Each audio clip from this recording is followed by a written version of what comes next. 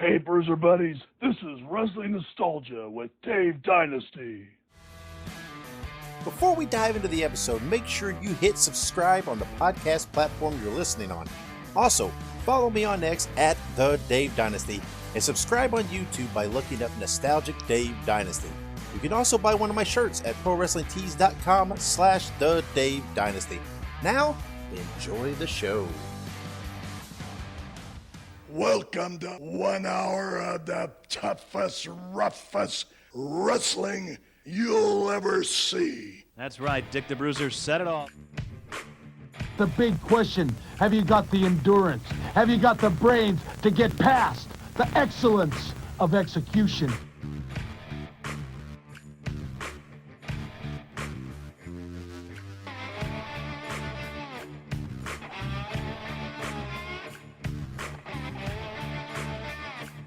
The reason why Axe and myself were put on this earth is to demolish people. Bobby Heenan, that is a very good-looking sport coat you've got on. Yeah, and I paid for mine. Mine isn't government issue. Hello, everybody. Lance Russell and Dave Brown right along ringside. And by golly, we're ready to go with another big week of championship wrestling.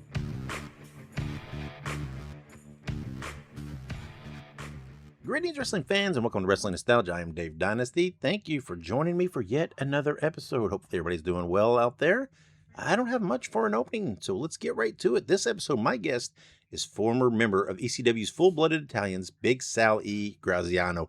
Now, I guess I should say not former member. You'll hear Sal corrects me. It's FBI for life, apparently. So he's still a member of the Full-Blooded Italians. So let's take a break, and when I come back, I'll have my interview with Big Sal. Filsinger Games is a tabletop cards and dice game company that has enjoyed success for over 3 decades. Their first game was Champions of the Galaxy and was released in 1986.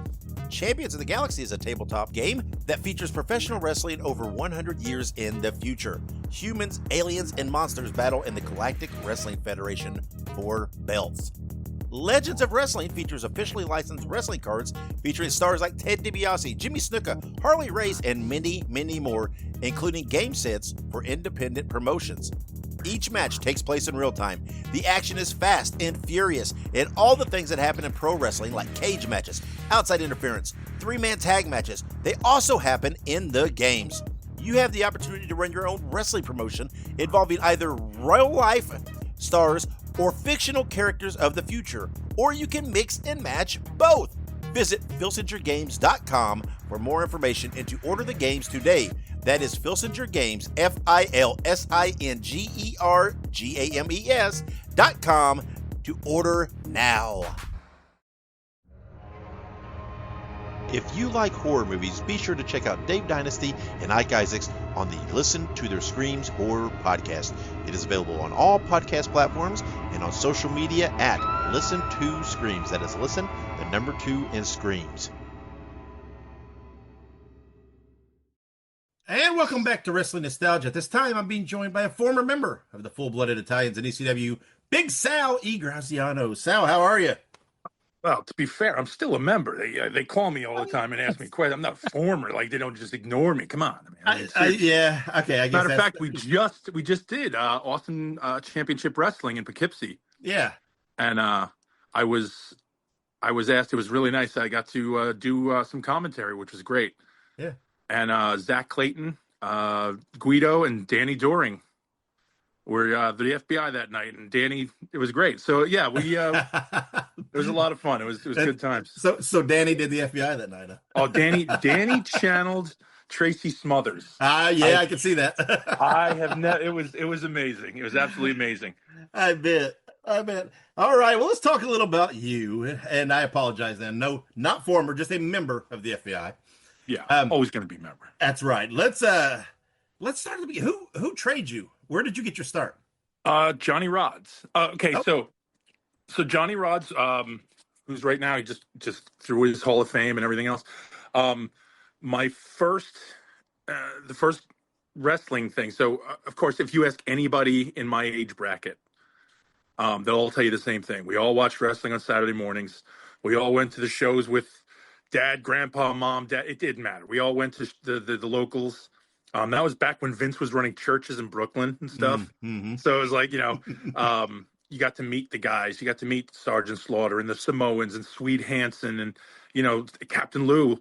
Yeah. Like so, we always been doing it. And then when we turned into teenagers, I was living in Woodbridge, New Jersey. And I was going to UWA shows, old Mm-hmm. Dennis Galam shows. Mm-hmm. And he's a local guy around here. It was like still, Cheetah Kid, Ted Petty. Yeah. Yeah. And so like got to see him and Johnny Grunge, like all those guys who were doing the indie shows. Like it was just, you're a teenager. So you're going, this is great. I can't wait to see, And I was at a show and I was in the front row because I was a Mark. I didn't, wasn't in the business at all. Like I was just going with my brother and Big Sweet William, Bill DeMott. Yeah. He was, I want to say he was doing a Road Warrior Crash. Yeah. And we were in the front row and he, started screaming at my brother because it was just, we were Marks. And I jumped up because, you're a kid, you're an idiot. And he sold for it. Like he sold for it. And it was just like, everybody thought I was part of the show. Yeah. And I was kind of like, oh man. So people were talking to me in the front row because they thought I was going to do a run-in or something. And I'm here, honestly, no joke. I'm 16, 17 years old. Like I'm an idiot. I have no idea what I'm doing. I'm just like, oh no, just hanging out. But after the show, I talked to him. Turned out he was trained by Johnny too. Mm-hmm. And then Joel Goodhart, he had spoke to me and asked me about his wrestling. He had his school. And I was like, oh, wow. Oh my God. Like, yeah, that's great because this is kind of pre-internet and there was no, you couldn't just look up wrestling schools. You had, looking through the phone book and stuff, there was nothing. But Joel was in Upper Pennsylvania and I didn't have a license yet. So I wasn't, able to get there. We looked around and then my father came to me one day and he said, cause my dad worked in the city and he goes, Johnny Rods has a school in Brooklyn. I said, oh, okay. And so my dad traveled in and out every day for work. So he would bring me in. We went and met Johnny and then I just stayed there. Like my dad would drop me off in the morning, kind of work out and then, stay there. And then he'd pick me up at the end of the day or whatever. So it was like kind of one of those things we made it work. And then I stayed with Johnny and just that's where I got to meet everybody else. And then not knowing I'm going to be with these guys pretty much for the rest of my friggin' life. Can't get rid of them.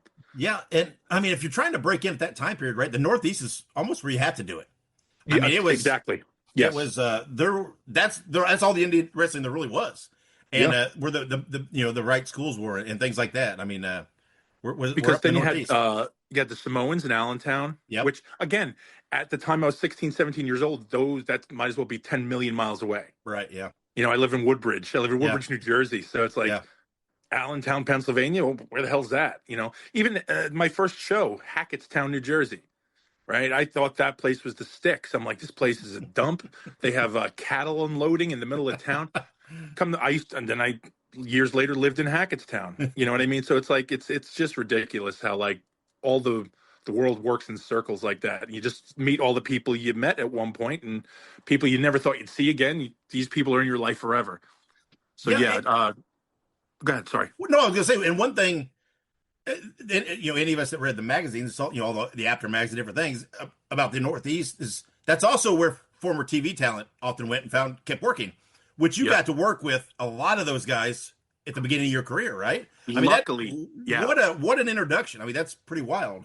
So that was like legit. That was like, I tell people that, and it's just, I'm honored by it, and I don't want to get fucking lame over and be like, oh, this is so deep.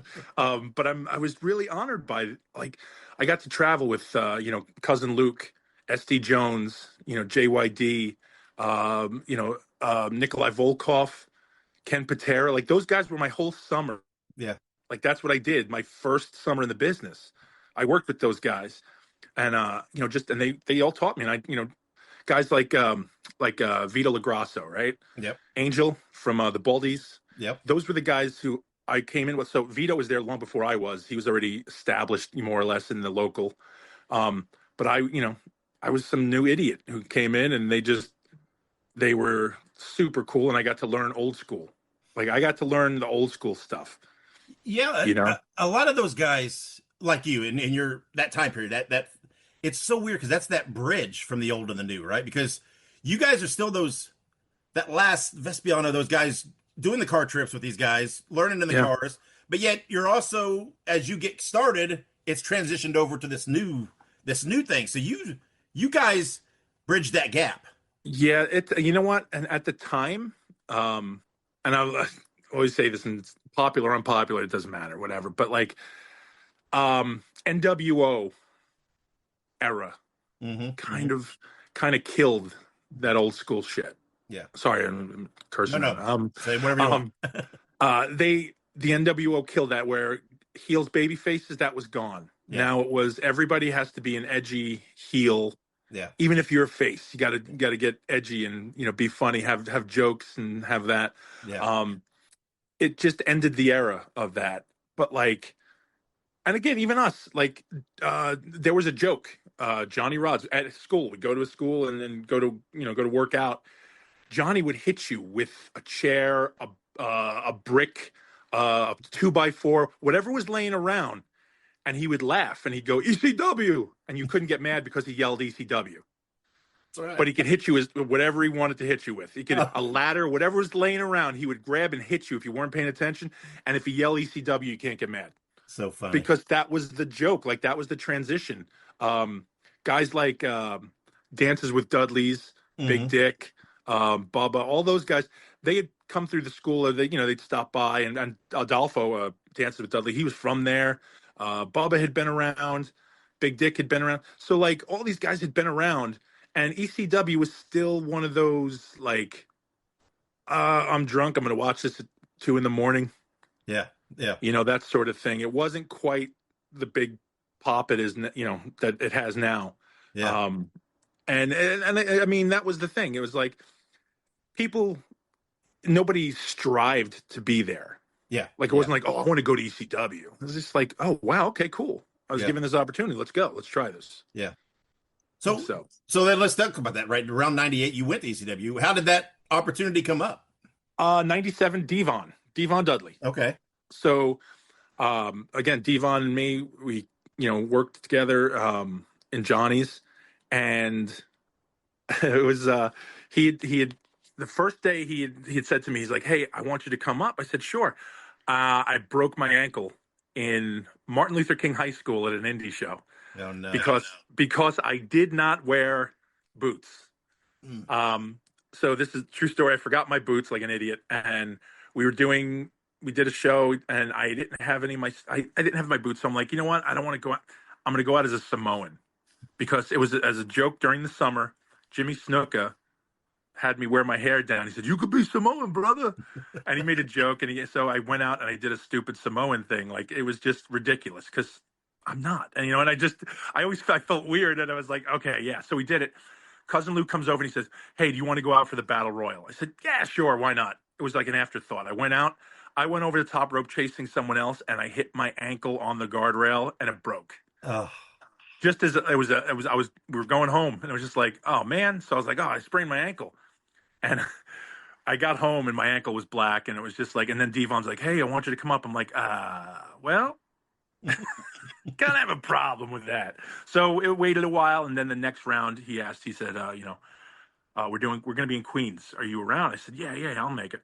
And then, I got invited to the show, brought my stuff. And again, I had been there as Mark, it was just like, oh man, cool. Yeah. So I got to go, and then he invited me in, and then I did the bit with Spike, and that was, again, I've told the story like a 1,000 times. It's like, Shane Douglas and Bam Bam and all those guys were there. And, I did the deal with Spike, came in and out, done. It was like super easy.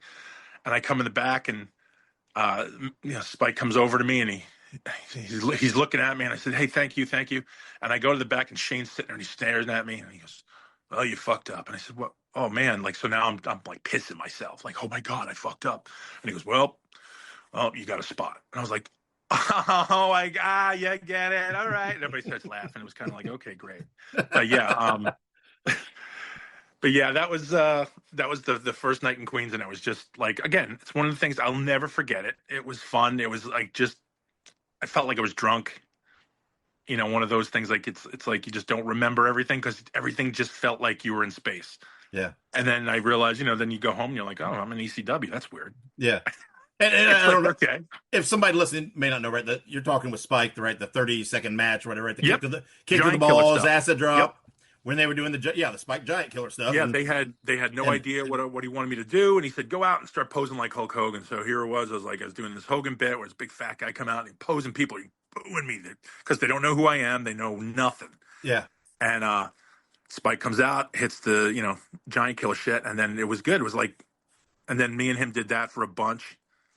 And again, nothing. It was so easy working. Spike is amazing. Spike's awesome. Sure. So, I mean, yeah, it was just one of those things where it's just like, okay. And then, that was like the first step into, I guess I was, I was doing my own big boy stuff because now I wasn't with the old timers who were just all around. Hey, whatever they're doing, I'm doing. Yeah. And I was like, well, do your own thing, make your own choices, do that stuff. And it was kind of like, well, okay. Now I've done indies and stuff, but it was always still working with like Ken Patera, JYD, or, Cousin Luke. So seeing those guys, it was like familiar. And then here I am now, aside from like Dreamer and Devon. And, I knew those guys and Taz, and it was just, it was still kind of like, okay, well, I still know people, but this was scarier.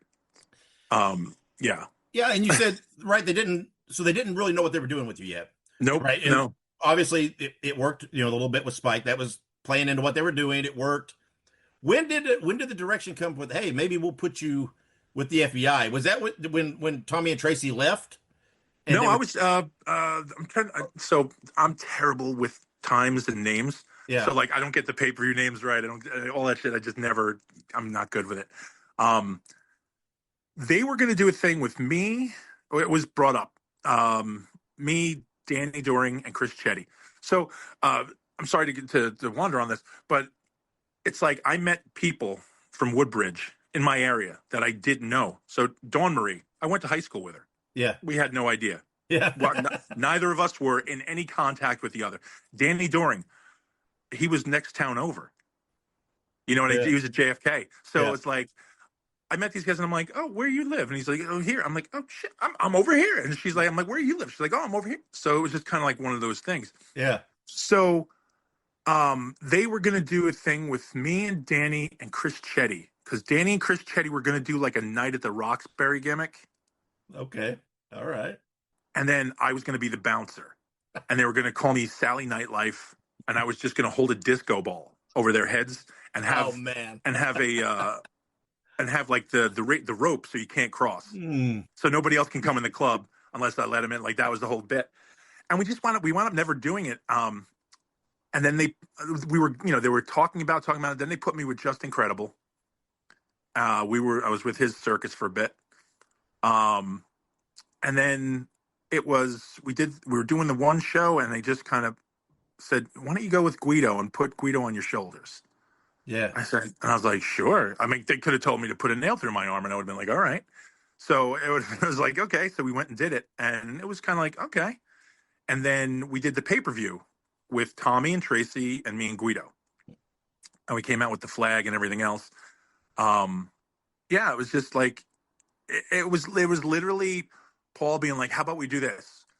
And then Paul's like, Sal E Graziano. And I'm like, oh, okay. Like, sure. What am I going to say? No? Like, no, I don't like it. I didn't understand it, but I was like, okay, sure. And then we just went from there. It just kept going. Little did you know Guido'll be riding your shoulders the rest of your career. I mean, for the rest of my damn career. That's right.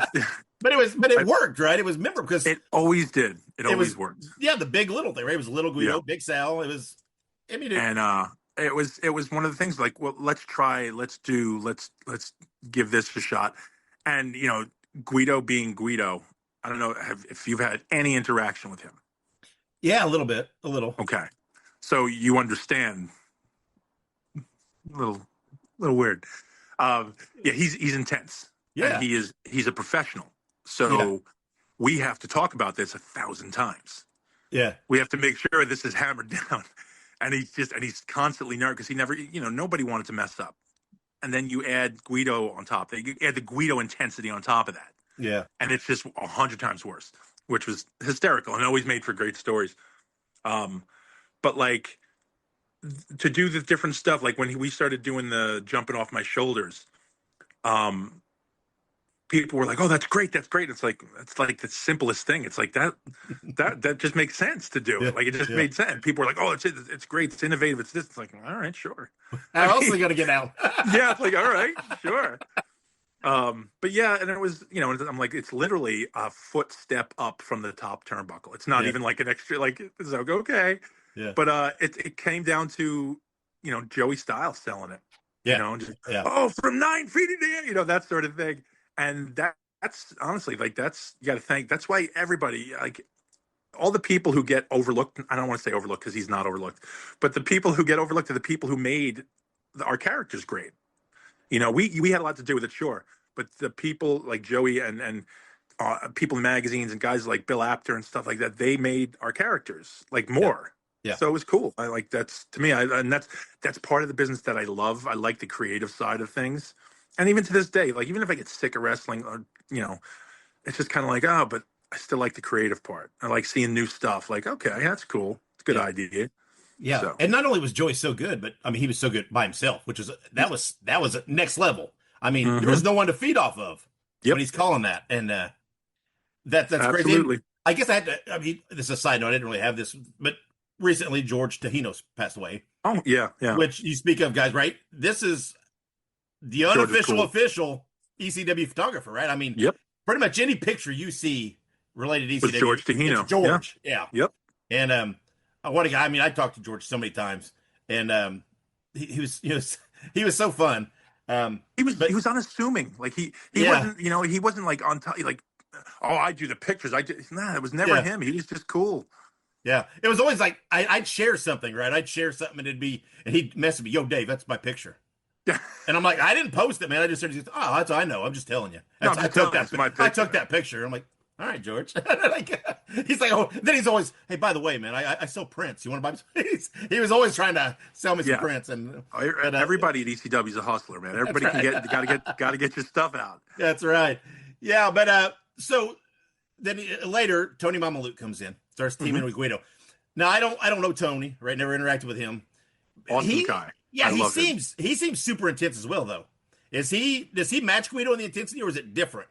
No, it's a much different vibe. Okay. So he is a laid back professional. Okay. When I say laid back, he's not going to argue with someone to get his point. He's like, well, okay, we'll do it your way. And he's very, like, it's an opposite. And I think that's why everything worked out well. That's why I'm still friends with him. I call him, I talk to him all the time because me and him clicked. Yeah. And people it's funny, people watch the show and they're like, oh, remember when you threw him and you did this and you hated him? I'm like, yeah, because it's, and I don't really hate him. I love the guy. Like, it's like, I really love that kid. But like, he was trained by Dean Malenko. Yeah. So, I mean, you're going to get that level of professionalism, and he's a chill dude. Like, he's not insane in that way. He's nuts because the shit he used to do. But like, even to this day, like, you talk to him, he is one of the nicest people you're ever going to meet. Yeah. I mean, even if he heals you, you feel better about yourself. You're just like, you're like, oh, well, thanks, man. And then you take a couple of days to go, oh shit, did he just, oh, son of a bitch. Yeah. Well, it's like, he's great. Well, this is the incarnation of the FBI that I always liked most, I think. With because I always thought Tony and Guido looked so good together. They seemed, it looked like a tag team. It looked like, with you and absolutely, you and the big guy with them. It added this visual. It kind of, was a little less on the comedy stuff, going back to like JT Smith and Tracy and Tom. I love those guys. I love the comedy bits. But now it just felt like, man, these guys can go. And it just felt right. It just felt like they gelled. Well, that was the thing. Like, there would be points when I'm standing out there and I'd watch them chain wrestle and I'm like, Jesus Christ. Like, oh my God. Yeah. And then, like, they would start talking about stuff in the back, and they're talking about a match and doing this, and they're like, and then we want you to come in. I'm like, no, dude, no, stay, do what you guys are doing. Like, I don't want to break it up with something dopey. I'm like, do your thing, man. Like, because this is awesome. Yeah. And I think that's what got a lot of fan respect. Yeah. the fact that they would go and it would be boom, boom, boom, boom, boom. And then when there was a little lull, then we could do something, or I cheat, or do, come in some way. But like, the fact was they could go. Yeah. So like, you want to go? We'll go. Yeah, man. Yeah. And then we could still do, they let us be a little bit more us on promos and stuff. They let us, say goofy things or kind of throw out little silly stuff. Yeah. And that got us over too. Like, and it's always that thing, right? They were small guys, but you're still like, I wouldn't fuck with those guys because they might be small. So they know where to put the pressure on, and they can listen. And I'm not talking out of turn. This is a well-known story. There was an altercation at an adult beverage establishment in Florida, and one of the bouncers who everybody was leaving. It was time for us to go. The owner had asked us to hang out, so we did, and we hung out for a little longer.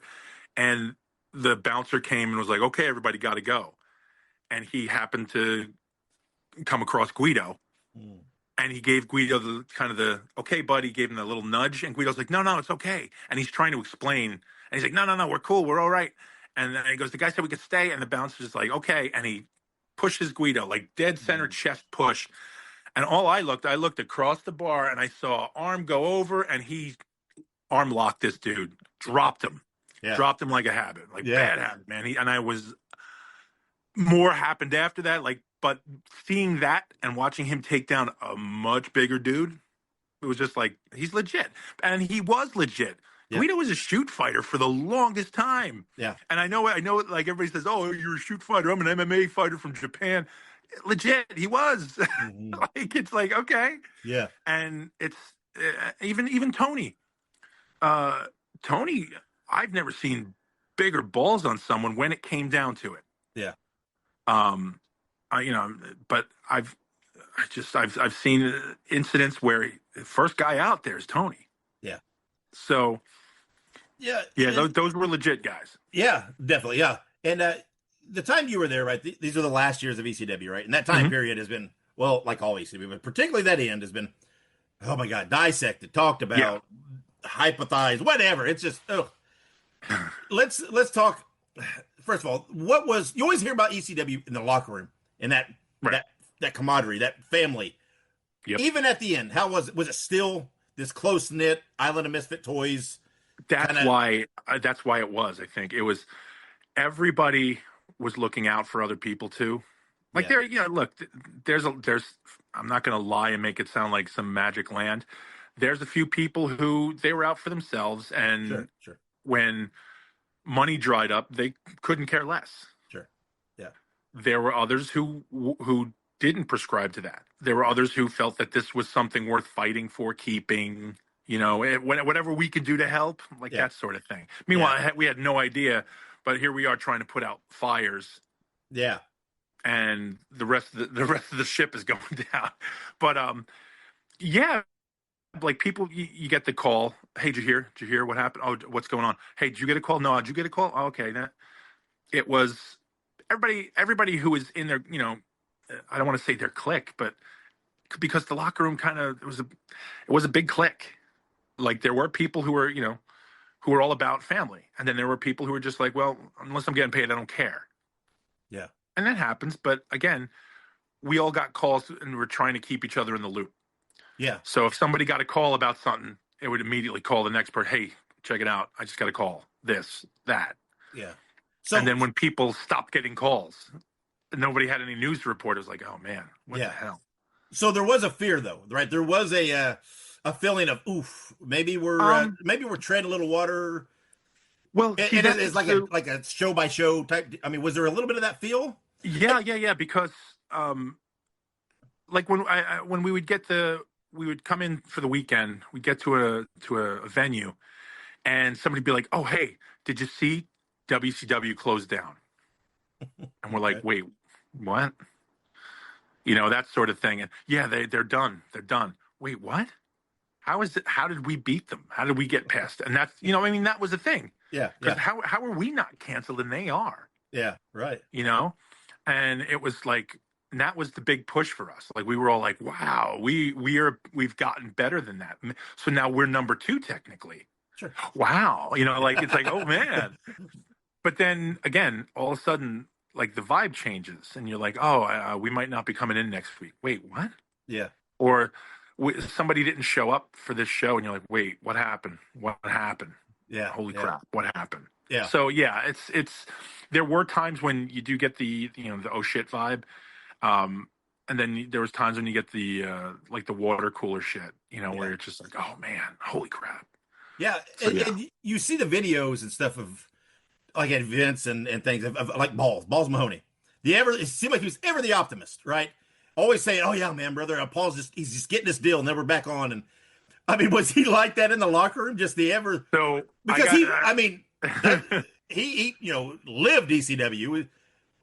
Was he just ever the optimist or just so hopeful, or what was it? I mean, a little bit of. So I was lucky to travel with Balls, and I say lucky now because it's in the past. Yeah, sure. But we used to travel a lot together, and it was optimism mixed with cynicism, where it was, oh no, this would be great, we'll do this, and then be in the car and fuck him,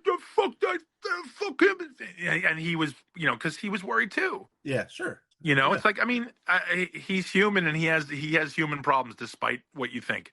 Yeah, despite him being a caveman, he had human problems to deal with. Yeah. He had family and everything else, and he had bills to pay just like the rest of us. And so yes, he was the optimist, and he knew no matter what.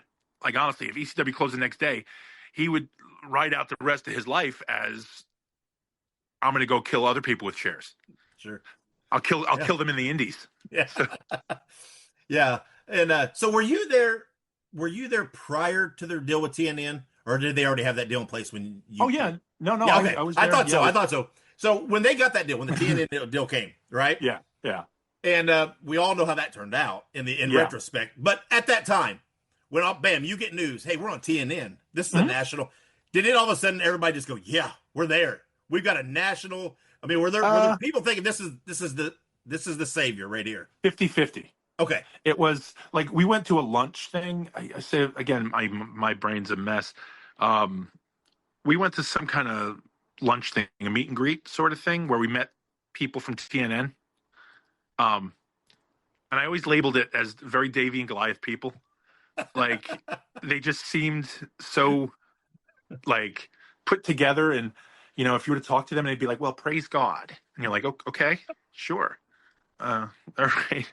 And it's like, okay. And they were nice people. They were very nice. Like they were cordial to us and everything, but it really did feel like, you let a bunch of like park dogs in with a bunch of not park dogs. Yeah. I remember at the time, I mean, I heard this news and I thought, oh, that's cool. Right. There's another show. And then I thought, yeah, but isn't that country music station? What? Yeah. How does that work?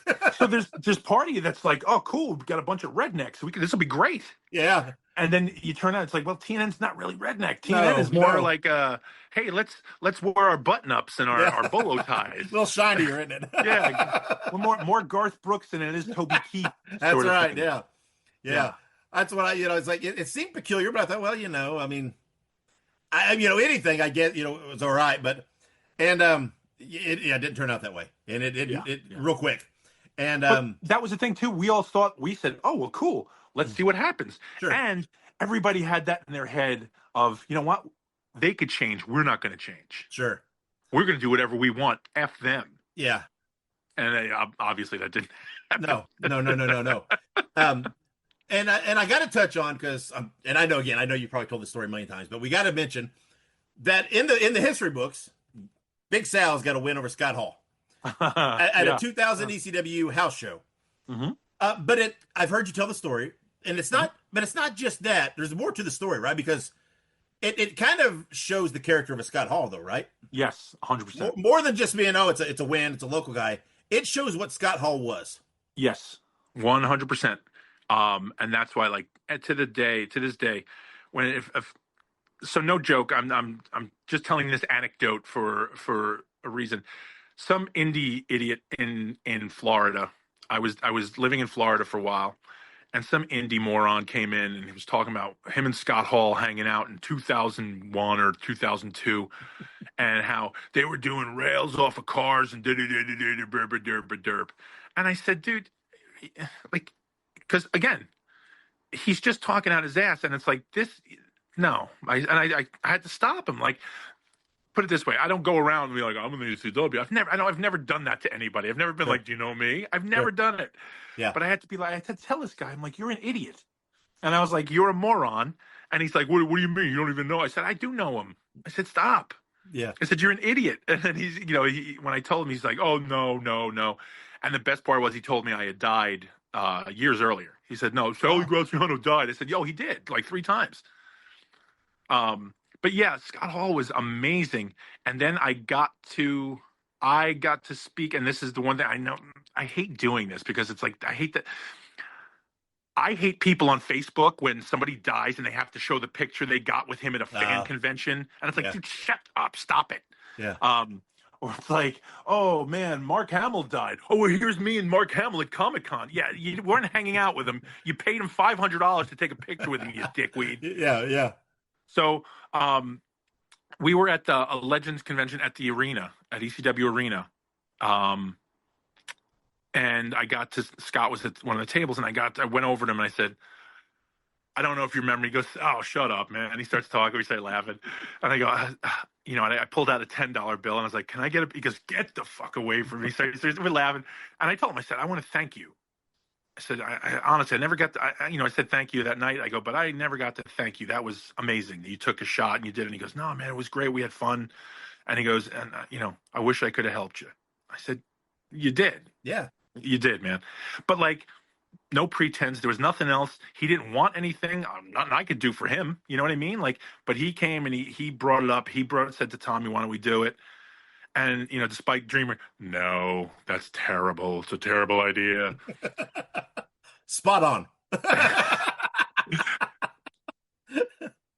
Yeah, we just saw him we did the Awesome Championship Wrestling show in Poughkeepsie at the arena. And of course, Tommy was there, right? Oh yeah. He worked with against us. Okay. Danny Doring had a Poughkeepsie Sucks Egg shirt, and on his headband it said Lachlan. So they're like 10 minutes into the match, and Dreamer goes, does your headband say Lachlan? And he goes, what did you think it said? And he goes, I've had this on all night. Yeah, Dreamer just doesn't pay attention to certain things. Yeah. Certain things just get past him. Yeah. But like with Scott, man, I like, you got to respect the guy who knows. He could take the loss, still get over. Wasn't going to hurt him at all. No, and you would gain more by going over. It's a win-win. No one's gonna remember or care that Scott, Big Sal went over Scott Hall. Yeah. Because here we are talking about it now, and what are we doing? We're praising Scott Hall. Right. Yeah. Yeah. So yeah. And you gotta love you because you hear so much talk about Scott, but it's always good to hear those stories where Scott knew Scott was great, knew how to give back, and that's the other thing too. So like I was before I was smart enough to anything, before I knew what a dark match was, I was at a dark match in Poughkeepsie, New York, in the Mid Hudson Civic Center. I went with another Johnny Rods guy, Larry Briscoe. Mm-hmm. Now, I was told this is for his dark match, so it doesn't mean anything to me. I'm 17. I don't know dick. I know nothing. Yeah. So I'm like, we're going for Larry. So I'm in this WWE locker room with, Yokozuna and, Kevin and the Click, Kevin Nash and those guys.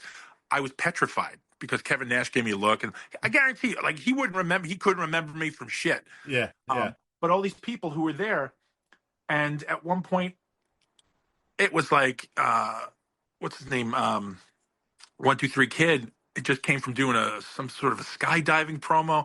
Super cool to me, super nice to me, and all those things. I got to meet them all later, when I was in the business. And again, the people who were super nice, Scott Hall, 1-2-3 Kid, all these guys, they were the guys who they had nothing to lose. They weren't worried about me taking a spot. Yeah. Whereas there were guys who were established, the clique, who were all in there, and everybody's playing cards and everything else, having fun.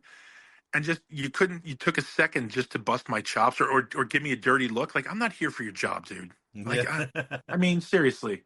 And that's, I never saw a need for it. And guys like Scott Hall made me rethink, not that I was ever like a complete dick to people. Well, yeah.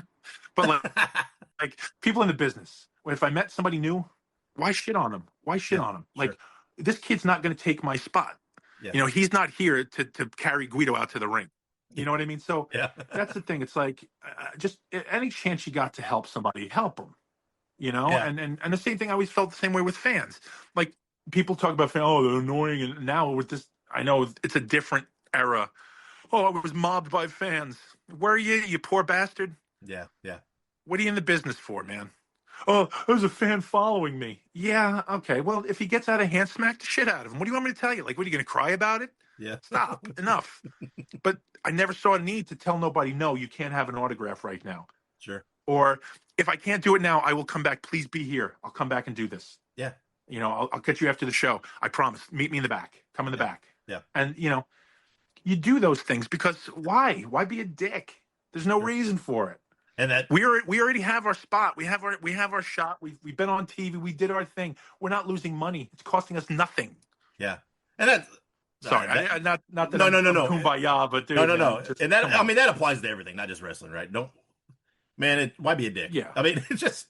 Well, no. I mean, I'm a dick to everybody. I hate people. I do too. But I mean, I just avoid them. I don't seek out to cause them pain, man. I just stay away from them. Yeah. So another cool thing though about your time in ECW, which a lot of people can't say, is you got to appear in the ECW video games. Is that cool? Is that cool? I mean, have you played them? I have. Yeah, a few times. I mean, yeah, they're not great. Hanging out at Acclaim was cool. Hanging out at Acclaim was awesome. Tell me about this process. How did this process come about? The game. What are you doing at Acclaim when this? We went to Acclaim and hung out all day. And again, I'm hanging out with my friends. I'm hanging out with Danny and Nova and those guys. Meanwhile, Spike and Chetty are doing the motion cap stuff. Yeah. So it's like, wait a minute, Spike's doing my moves. How's that going to look? And then you look how I look on the screen. You're like, yeah, now I get it. Yeah. And then because he walked around and did this, and I said, dude, come on. But yeah, we did the recordings for our voices. We got to do the stupid things, and we all did our dumb little things. Some didn't make it, some made it. Like, it was funny. And then we got to hang out, and they gave us toys and games, and we're idiots. Like, I mean, that's all you had to do. We were happy for the rest of the day. Yeah. And then we hung out. We saw their playroom, their test room, and like grandma's boy. Like, it was like that, except we were like, oh boy, I wish we worked here. Yeah. Because at the end of the day, like, maybe I'm speaking out of turn, but like, we didn't get paid anything big for that. Yeah, sure. But like, here we are. We just spent 12 hours in this freaking place, and we're happy as shit because we live with toys and games. Yeah. And it's like, wait, shit, we should have got paid for this. That'd have been good. That'd have been cooler. But here we are driving home, going, oh, we got Shadow Man, another game that sucked. And I remember it because I kept it for the longest time, and I just threw it away. Remember that? Oh yeah. Yeah, I just threw it out because it sucked. But yeah, and it's weird because those games are so divided, right? Because some of the hardcores, at least like Hardcore Revolution, the first one, they swear by it, but then the second one not. It is what it is. I don't know, but it's still one of those things that a lot of guys from that era can't say they accomplished or that they did, right? Yeah. Then you get also, but then I look at it this way: like, when I was still riding high on that, then like Nova and those guys, the Jersey guys, would have Wednesday nights. They would play Fire Pro. Oh, head and shoulders above.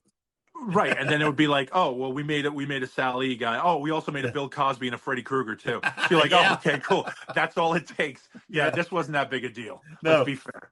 Yeah, and it's so cool. It's not cool. It's so weird though in retrospect. Did they hear you had ECW with they're on a national channel, quote unquote, and they're making video games. They've got a magazine. There's trading cards. There's action figures, but they're struggling to stay alive. Yep. I mean, look at the toys. Yeah. So let's just break down the toy look. Tommy Dreamer in the yellow life vest. Yeah. Like, what the shit was that? Like, dude. And then like and then when Jack's Pacific got involved with other stuff, like we got to see some of the molds and sculpts. So it was like, oh man, awesome. And then they just never happened. Yeah. So it was really cool to see. But then at the same time too, it's like, oh, well, are we getting paid anything different? No. Yeah. Oh, No. okay. No, cool. We have a figure though. And for some of us, that was enough. Like that was cool enough. And then, oh, the money will come later. Once this all, that was really, honestly, that was the big hope. This is all getting thrown up in the air. When it all lands is when all this will pay off. Yeah. So my loyalty will pay off then. And being a good guy and eating shit on this, I'm not gonna bitch today. That'll pay off later. Yeah. I mean, later never came. So you're like, that could have been the tagline of ECW, right? The money will come later. Yeah, it'll come later. But wait for it. That should have been it. So how ECW? Wait for it. So how did you ultimately find out that ECW was done? Danny called me and was like, "Did you get a call?" And I'm like, "Nope." He goes, "Have I got you?" He goes, "Nope." I said, "Oh, okay." And that was odd. Like normally we get the call, okay, here's your stuff, here's your flight, here's this, here's that. And then, you'd hear from Dreamer, "Hey, you're not gonna do this one. We'll have you come in next one." Okay, no problem, dude. Especially if it's just a house show. Understood. Yeah. Save the money. Sure. And then it was, well, we're not gonna have you come in today. Okay. We don't need you next week. Okay. Well, then you get the call from your buddies, and it's like, "Hey, did you hear? Did you get it?" "No, I didn't." "Hey, you?" "No." "Oh, okay." So no official call that it's done. Just the laughing call. Not to me. So yeah, I guess I was low man on the totem pole. So you weren't at the Pine Bluff show. That final. Nope. I know Guido and Tony were there, but no Sal. Nope. Didn't need to carry out Guido that one last time, huh? Yeah, didn't need it. You got to do that later again, some more. But I mean, yeah. So when WWE bought out ECW, right? Mm-hmm. Did you go to Ohio Valley for a while? I had moved down. I was out there, completely separate. To be fair, okay. Like I wasn't planning on it. Uh-huh. But then I just, in the circles I was in, wound up hanging out at OVW, just going to the shows because I enjoyed hanging out with Al. Like me and Al became really good friends. Mm-hmm. And I enjoyed watching the process of the show. Yeah. That's where I met guys like Ben Dewar, Ben Hameen. He's amazing talent. The guy's a genius, and he was writing for OVW, and they had him and Mustafa Ali, and they were doing all the insurgents and the whole bit. Yeah. And I knew him from ECW. He was a mark in the audience, and the guy was just such a nice guy. And then now I got to meet all these people again. And I was in OVW. I was hanging out at that point, and I was just going to the shows and talking with people. And I got to meet, Drew McIntyre and Stu, Wade Barrett. Mm-hmm. Those guys were just coming there, and they were just such baby face. It was so ridiculous. Yeah. I look now, it's just so funny. Yeah. But like ODB and all the girls, like all the people, Punk was coming down. Yeah. And Punk they treated him like a redheaded stepchild, which was like hysterical. Yeah. Because here he had come to ECW and couldn't get a job with us. They kind of passed on him, and then they moved him up, and then he was in OVW, and then it seemed like the guys in WWE just shat on him. Like they couldn't get him. They wouldn't give him any kind of respect. Yeah. But I mean, that is what it is. But I was hanging out there and then kind of sitting on the edge of the pool with everybody, mm-hmm. because I also wasn't my brain. I didn't want to be on the road. I kind of wanted to just go home, be somewhere, be home. Yeah. And around that point I had gotten hurt again, and I had a spine issue. So that was like one of the 3 spinal surgeries I had to have, which is why I missed the one pay-per-view. Like Tommy calls me, he's like, "We want you to do a thing. We're going to do a thing where everybody's going to sit around the table, like the Big Dom thing." And I said, "Great, that'll be awesome." And then I had surgery, and I was like, I can't even walk. It's like I'm still recovering from spinal surgery. So it's like awesome.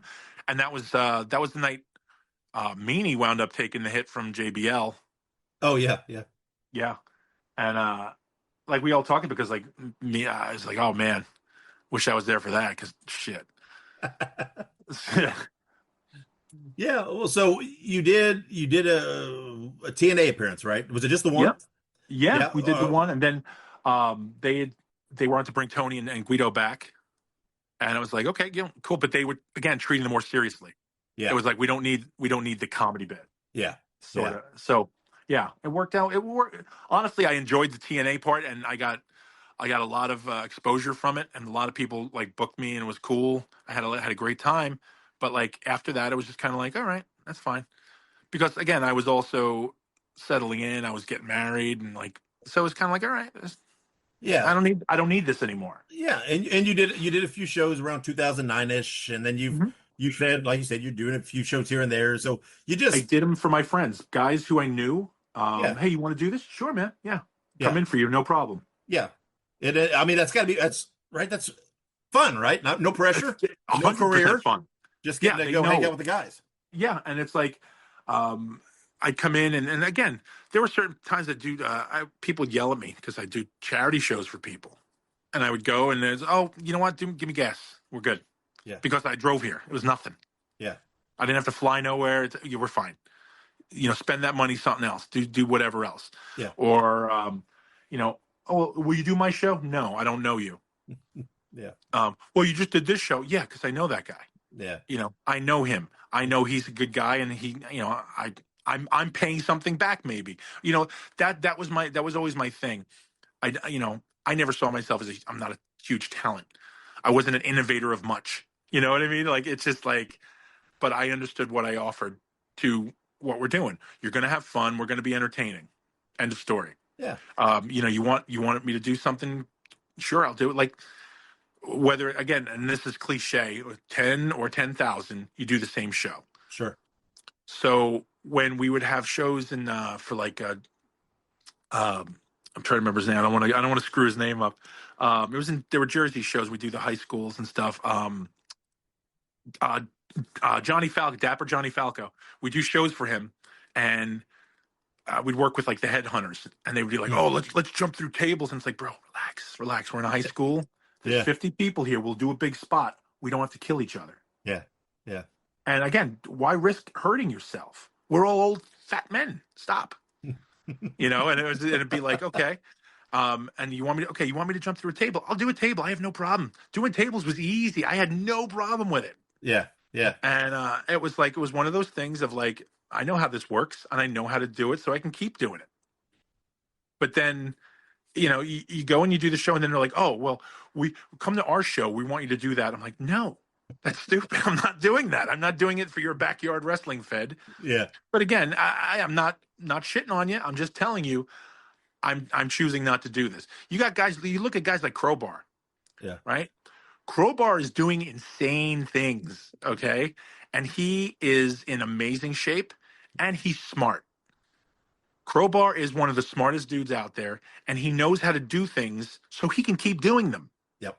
So he can do this crazy shit at his age. Not that he's like super old, but I mean, we're all old. Yeah. But, I mean, a lot of us didn't think we were going to hit 50 anyway. Yeah. So what's in the future for Big Sal? And there's a lot of toy companies out there doing lots of figures. Any chance we'll see a Big Sal figure? Convention appearances? I mean, what kind of opportunities are you open to, or just? I'm open. I'm open to anything. If somebody wants something, you call me. What are we doing? Okay, and again, I'm not going to be a douche to anybody about it. There was a run at some point when it was like I had like 5 or 6 calls from video game companies. Video game companies. Yeah. And it was like, hey, we want to do this. We want to sign this and let us do the artwork. And I'm like, well, let me see the artwork. Yeah. Oh, we don't have it yet. Well, then you don't need my signature. Yeah. Do my artwork. Let me see it. Because again, I'm not trying to be a douche, but if it sucks, I don't want to do it. Because I mean, if you would have asked me for ECW hardcore revolution bullshit, I'd been like, no, this sucks. I don't want to be in this. Like, put me in the ET game from Atari. I mean, the same thing. But like, yeah, I kind of I'm careful. And there are certain things I'm not. If I know the person, yeah, whatever, dude. Do whatever you want to do. If you make money on it, cool. Like a guy made a bunch of cards for me. Sign these cards for me. Send me back 500 of them. So you want me to do 500 signatures? Okay. So I sat one night and I did it. And he messaged me back and he's like, oh, there's like 50 cards missing. I'm like, what? Are you kidding me, dude? Like, number one, I didn't, honestly, it wasn't like I beat him out of it. He told me I can keep a bunch of cards. So I kept a bunch of cards and he's like, there's like 50 cards I need. I'm like, okay. So I mailed him it and he said, I never got them. I'm like, okay, well, go fuck yourself now because now you're annoying. And I've handed those cards out to people just as like, here, take it. Here, take it. It's like, fuck off now. But yeah, I'm down. I especially now in my advanced age, I like to do. I stick to my art stuff. I'm a nerd. I get my game nerd, so I game and I make stuff. I draw dumb monsters and make little clay figures, and that's what I want to do. And like, I don't sell them. I don't go out and peddle them in any way. But if I find something I want to do and I find something we'll have fun doing, I'm going to do it. So, oh, you want to come to a show? Yeah, what is it? Oh, I'm not even making this up. It was a school arts and crafts, like craft show, but like they were having some baseball player who I don't watch baseball. So some baseball player was going to be there and they wanted to have me. And I'm like, are you sure? Like most of the kids, I've been off TV longer than they've been alive. So I'm like, I don't see a point in that, but if you want, I'll give you some cards or whatever. See if like I don't know, like I don't understand sometimes. I've actually had a kid. The kid came up to me, Guido and Tony, and he hands us a picture and he says, "Could you sign this?" And I look at this kid. I go, "How old are you?" And he goes, 9. I said, 9. I said, "Where did you see us?" And he can't answer. And I said, "So your dad sent you over here?" And he goes, "No, I like you guys." And I said, "Okay, that's great. Do you know how you were born?" I said, "Your dad banged your mom while one of our matches was on at 1:00 in the morning." And he was like, "Oh, it's the FBI. Cool." And he banged your mom in that time, and that's where you came from. You have not seen us on TV ever, sir. But yeah, it's like I always laugh at that when people say, "Oh, come do this." And it's like, nobody knows who we are. Just say, what's your dad name you, Guido? All right. Well, yeah. Sal, what's your name, kid? Yeah. Sal, Guido, or Tony? Oh, well, Sal, thanks for your time. I see in the background there. My pleasure, man. Thank you. Got some Bigfoot stuff rocking back there. You're. I'm a Bigfoot mark. Yeah, look at that. Oh, I don't know if they won't be able to see the audio with that. I like that. The laid out. Oh yeah, it's the Shawn Michaels, Burt Reynolds. Shawn Michaels, that's right. Yeah. Pretty good stuff. Oh well, Sal, thanks for your time. I appreciate you doing it. My pleasure, man. It's a lot of fun talking to you, and I do appreciate your candidness. Right, a lot of guys they want to sugarcoat everything, right? Rose-colored glasses, and what for? It's nice. I know it. That's what I always think. But it's nice. It's just nice just to have a conversation, man, and have fun with it. And, yeah, that's what we're hearing. Yeah, absolutely. I mean, exactly. So you get to say, okay, cool. We had a great conversation about. That's all we want to do anyway. It's like, why? What am I going to tell you a lie, and then somebody's going to go, "That never happened." Yeah. So okay, great. So all I like to do, man, just talk and tell some good stories, and I trust that people like to hear it just as much as me. So yeah. So do you have a way for people to follow you if they want to check out what Sal's up to, or do you kind of keep to yourself and keep that public persona down? Like I'm on Instagram, I guess. Ordo Monstrum. People like I'm not doing anything for people to follow. Okay. There's a kid, WWE Italian Best Fan. This dude has some of our stuff that he posts all the time, and I will repost it. Okay. He has stuff I didn't even know existed, which is so weird. It's like, where'd you get this from? This was a dark match. It wasn't even on fan cam. And he's like, "Oh, I have everything." I'm like, great. That's crazy. So yeah, but yeah, I don't really do anything. All right. So what's he post that? Does he post it on Instagram or? Yeah, Instagram, and then like I said, I usually repost it. WWE Italian Best Fan. Look him up. There you go. He's got everything. Give him the rub. Give him the Scott Hall rub. Go follow him. Yeah, he's got some, and he's such a good guy too. There you go. Big Sal says go follow him. There you go. Well, all right, Sal. Thanks for your time. It was great. Thank you very much, sir. And maybe we'll get to chat again down the road and tell some more stories. Give me a holler. Let me know. Available on all streaming platforms. It's professional wrestling's greatest, largest, privately owned wrestling library. All the classic hits, flips, slams, and pins of yesteryear are on one place. It's Ultimate Classic Wrestling. Check out the Nature Boy Ric Flair, Hulk Hogan, Mr. USA Tony Atlas, Tito Santana, Rick Martel, a who's who of professional wrestling's greatest spotlight stars ever to grace the squared circle, all in one place. Grab the best seat in the house for memories and mayhem on Ultimate Classic Wrestling. Hey guys, Ray Russell here. Lots of new stuff happening here at WrestleCopia.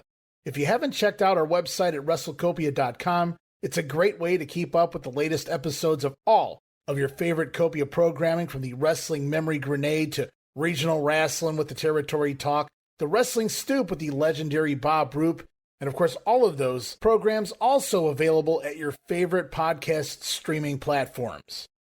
And if you want to stay up to date with everything going on in the Copia world, all the latest news, random thoughts, fun videos, pictures, and more, make sure to join the more than 33,000 followers over at facebook.com/Wrestling Grenade. Don't be left out. And last but definitely not least, it's what keeps the entire machine going. I'm talking about patreon.com/WrestleCopia. We appreciate your support in helping us pay the bills to keep the WrestleCopia podcast network running and enabling us to continue to bring you all the quality programming that we offer. All right, and thank you to Sal for coming on and doing that interview. I'll probably have him back on down the road, talk some more ECW with him. Guys, make sure you follow me on social media. I'm on pretty much all the platforms. Just look up Nostalgic Dave Dynasty or at the Dave Dynasty, and you can find me. Also, be sure to subscribe to me on YouTube for lots of classic wrestling content, plus all of my various podcasts. Go check out all the WrestleCopia network of podcasts. You can find the individual podcasts on your favorite podcast platforms, or you can visit WrestleCopia.com. Also, be sure to check out my friends at the Ultimate Classic Wrestling Library. Visit ClassicWrestling.net to sign up for your account, and then download the app on all of your smart devices. Now, next episode, guys, I've been saying this a couple times. I've had to reschedule. It's my fault. Conflicts came up. But next episode, my guest is going to be Joe Smith, the son of Bulldog Don Kent. We're going to remember his father, talk about the career of one of the most underappreciated wrestlers in history. Guys, it's going to be a fun episode. You're going to love it. You're going to want to hear about Bulldog Don Kent. Trust me. Everybody that's a fan of professional wrestling needs to know who Bulldog Don Kent is.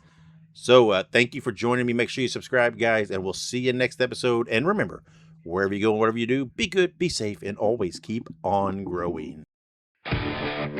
Fans, we brought you All-Star Championship Wrestling.